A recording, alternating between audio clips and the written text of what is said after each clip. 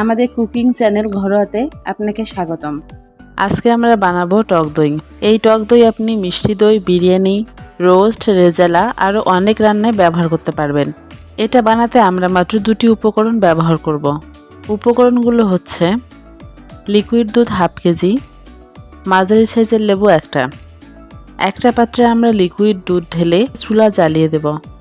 চুলার আঁচ আমি লোতে রেখেছি, আপনি চাইলে মিডিয়াম বা হাইতেও রাখতে পারেন, এটা আপনার সুবিধার ওপর। শুধু দুধ উতলে না পড়ে গেলেই হলো।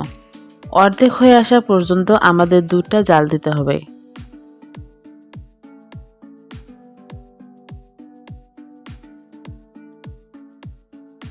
দুধ প্রায় অর্ধেক হয়ে এসছে, তাই এখন আমরা চুলা বন্ধ করে দিব। দুধটা কুসুম গরম হওয়া পর্যন্ত অপেক্ষা করব। কুসুম গরম বলতে আপনি দুধে আঙ্গুল চুবিয়ে 1 থেকে 10 গুনতে পারেন, এরকম টেম্পারেচার। আমরা একটা বাটিতে লেবুর রস বের করে রেখেছি। এখন লেবুর রসটা ছেঁকে আমরা দুধের পাত্রে ঢেলে দিব। লেবুর রসের জায়গায় আপনারা ভিনেগার ব্যবহার করতে পারেন।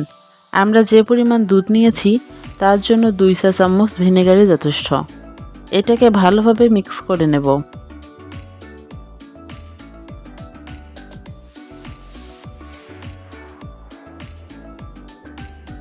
এখন এটাকে একটা বাড়িতে ঢেলে ঢাকনা দিয়ে ঢেকে 2 ঘন্টার জন্য রেখে দিব।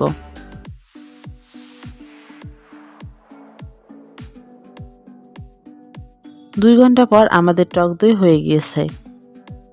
এটা আপনারা নর্মাল ফ্রিজে সপ্তাহখানেক সংরক্ষণ করতে পারেন। ভিডিওটি কেমন লাগলো কমেন্টে জানাবেন। ভালো লাগলে অবশ্যই লাইক ও শেয়ার করবেন। এরকম মজাদার খাবারের সহজ রেসিপি মিস না করতে চাইলে আমাদের চ্যানেলে সাবস্ক্রাইব করুন ও বেল আইকনে ক্লিক করুন। পরের ভিডিওতে আবার দেখা হবে।